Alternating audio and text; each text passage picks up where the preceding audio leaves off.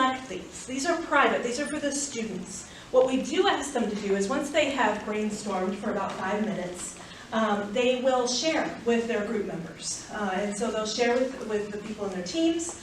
And they only have to share what they want to share. They don't have to share multiple things. They can share one thing. They can even opt out and say, I'm not comfortable sharing right now, but I'll listen. Right? That is an option as well. And so we get all sorts of answers to this prompt. I know when we did this as a group, we got, I'm from pineapple on pizza, right? I mean, you can go a lot of different ways with this. Some things that we have learned, comfortable in this space, before you start really aggressively connecting them with their classmates. Do make sure you reinforce community norms in this conversation, so what your expectations are for the conversations. And then at the end of it, ask the students as individuals to reflect on what they learned. What did you learn about yourself? What did you learn about your classmates? And what we've seen through this is improved student-student interactions. I have an example from this semester. I did a little kind of mini study where I was noticing my students I had assigned them in teams, but they weren't talking to each other before class like I've seen in the past. And so before I did the I am from, the day I was going to do the I am from, I went around and I counted 50 students, and 35 of them were on their cell phones before class, instead of talking to each other, even though like this. Yeah. And I said, so that concerned me. And after I did the I am from, the very next class period, the same 50 students, only 19 of them were on their devices. The rest were all connecting with each other. And so I heard a lot more buzz. It got harder to get them to shut up when it was time for class to start. And all of those were very good problems to have. So with that in mind, we're going to open it up to all of us. What questions do you have for this group? Yes. It was just a comment. Bethany, you were the teacher who had that student in the panel? I did. And so you made her feel welcomed. Sorry. You made her feel welcomed, and she said something about her age, she was a mom, so she felt like she wasn't, can you tell us more about? Sure. Stephanie she's a non-traditional student. She's coming back to college, and she was the only one that identified that way in my huge 350 student lecture. Oh, wow. And so, yeah, she's a transfer student, and so she felt isolated from multiple fronts, I think. And so she did connect really in great ways, and that speaks well for her. I think she helped really take this opportunity and go with it. But with her teammates, and she said that they were meeting outside of class once a week to study and things like that. So she found a little community there. Yeah. Questions?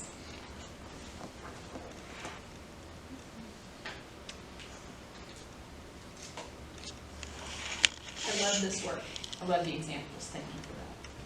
How do you find the balance in a content-heavy course when you know these things are important and you know you're going to have to sacrifice something? Is there a rule of thumb? Is there a standard to figure this out? I do a couple of things for mine. I set this up well in advance so that they know this is coming. They know the purpose and what I expect them to get out of it. And that only takes a few reminders at the start of the class. I try and take, for the spring semesters when we just had our celebration of Martin Luther King, I take 5 minutes out of class to talk about how I think Dr. King's message fits with healthcare. So it's just the little things that I think I can kind of slide in that help. Cheryl's syllabus statement, I think, is also another fantastic way, because students will read the syllabus if you tell them this is important. So for me, it hasn't been so much that I need to cut content. It's just I'm sliding little things in to remind them of it all the time. I would say that I do the same sort of things, Tristan. I only see the students for 50 minutes a week, so I have to slide things in. I like to tell them stories about former students. If I had a former student that dropped out of, well, plumped out of Howard Medical School. So I use that as a growth example for them, and he's now back in the medical field because he never learned to study. These are small things that I quite easily slide into my class to the best that I can. So it's difficult, but like imagery helps a lot. This syllabus helps as well. Miss, anything to add? Just taking time to like reflect ahead of time, right? It can't be something that, oh, today I'm gonna do this.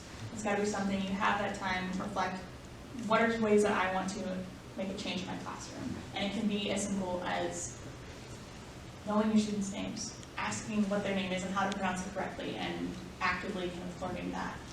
So it doesn't have to take a lot of time, but it's just thinking about what is a way that I can make a change, and then slowly kind of thinking that. Any fails? I've had when we posted this, the very first time when I trialed it in the summertime, I had students that go, I am not interested in this, where there are those that are just, they don't care, or they have some other underlying thing that I don't want to explore, but I still know who they are. But other than that, I think that for me, making it optional has helped, because then if you just really are not interested or caring, then you don't have to do anything. And if you just want to experience this or see what other people have to say, you can. My reproductive system lecture is my last lecture of the semester, and I tried to be very inclusive this semester. I had multiple students walk out towards the end.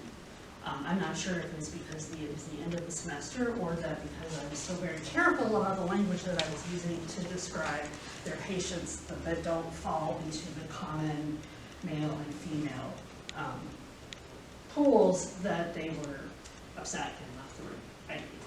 I've heard from some students. Okay. Yeah, no, I understand. Yeah.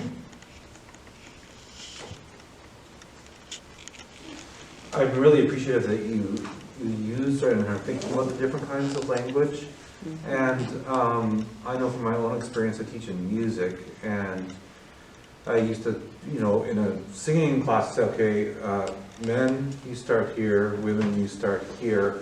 I change it to high and low voices, but sometimes I slip up, and fall back into old patterns and stuff. And I was wondering if any of you have strategies to deal with that in your own classes, or has this been happening to you, or what do you do? So one thing that I caught myself saying a lot is guys. Hey guys, let's get, and so I've tried working on that, but I still slip up sometimes, and I'll say, hey guys, and then I'll say out loud, no, I shouldn't use that term. Hey class, hey tigers, hey biologists, and I correct myself, and I explain to them why I'm correcting myself. So. Being honest. Honest is one of the biggest things that you slip up and you say, oh, let me fix that. And students seem to be receptive, at least in my experience. Yeah, I agree. I do the same thing with Bethany a lot of times, where it's just, it calls out, it's there.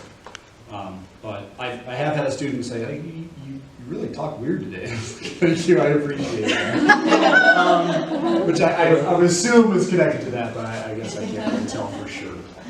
But I agree. I own it. If I say it and I catch myself that I'm trying to be cognizant of it, I say, wait, no, everybody, or all of everybody, or all y'all, or what, just anything like that, that I go, I screwed up. Not that. I have a specific problem. Well, it's not a problem. It's